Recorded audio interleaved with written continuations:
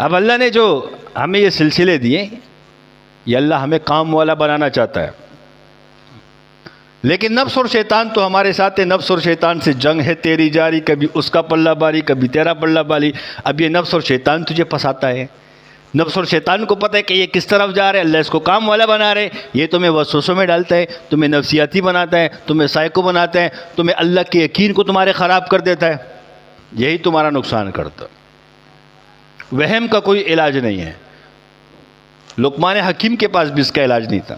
نفسیات کا کوئی علاج نہیں ہے. ایسے وسوسوں میں آئیں گے. کیوں؟ نفس اور شیطان سے بھی تو جنگ کر. تو نفسیاتی بن رہا ہے، شرم کر. اللہ کا اتنا ذکر کر کے نفسیاتی بن رہا ہے تجھے اللہ کے کلام پر یقین نہیں ہے. حدیث میں آتا ہے کہ جب ایک مرتبہ بندہ آیت الکرسی پڑھتا ہے، اللہ ایک فرشتے کو بھیجتا ہے، اس کے سرانے کھڑے ہو کر اس کی حفاظت کرتا ہے. اتنا تم آیت الکرسی پڑھنے آثار لگانے کے باوجود نفسیاتی بن جاتے ہو. اتنا تمہیں اللہ کی ذات پر یقین نہیں ہے، اللہ کے کلام پر یقین نہیں ہے. کیوں؟ یہ شیطان تمہیں وسوسے دیتے. تمہارے اندر اس نے وہ سوراخ دیکھ لیا ہوتا ہے، وہی سے تمہیں آ کے پھنسا رہا ہوتا ہے. کبھی آ کے ایک شاگرد بولے گا ہمیں تو سلب کر دیے. عجیب عجیب خیالاتوں میں چل رہے ہوتے ہو. اللہ تمہیں کام والا بنا رہے، تم وسوسوں میں آ رہے ہو. شرم کرو یار، شرم بھی کوئی حد ہوتی ہے. اتنے بے شرم بھی نہ بنو. کتنا اللہ کا کثرت سے ذکر کرنے والوں، تمہیں شرم پھر بھی نہیں آتی. ہمارے حضرت فرماتے ہیں ہمارے بچے کو کوئی جادوگر لٹا دے، یہ ہو نہیں سکتا. دنیا کے اندر کوئی ایسا جادوگر نہیں ہے کہ وہ نقشبندی شاذلی کو لٹا دے. دجال آ جائے نا، وہ بھی نہیں لٹا سکتا. اور تم وسوسوں میں آ کے ڈرتے ہو. کوئی تاریخ بتا دو کہ ایک نقشبندی شاذلی کو کسی جادوگر نے ہلایا ہو، گرایا، اس کو لٹایا ہو.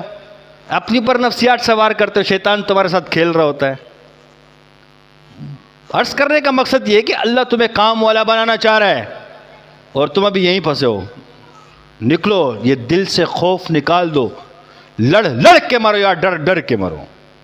جب تمہیں پتہ ہے کہ میں شہید بھی ہو گیا جنات شیاطین جادوگروں کے ہاتھوں تو ناکام نہیں ہوا، تو پھر کس بات کا خوف ہے؟ پھر کس بات کا ڈر ہے؟ یہ جو دنیا کے اندر لوگ بیمار ہوتے ہیں، پریشان ہوتے ہیں، تو کیا یہ نقشبندی شاذلی ہے؟ یہ اللہ کا ذکر کر کے بیمار ہوئے؟ تم پر شیطان سوار ہو جاتا ہے. جاؤ ہسپتالوں کا حال دیکھ لو. کسی کے گردے ڈائلائسس پر چل رہے ہیں، کسی کے دل فیل ہو چکے ہیں. کوئی پاگل خانوں میں ملے گا تو کیا وہ ذکر کرنے کی وجہ سے پاگل ہوئے، بیمار ہوئے؟ یا جو لوگ مر رہے ہیں؟ کیسے کیسے وسوسوں میں آتے ہو؟ یقین کی کمزوری ہے.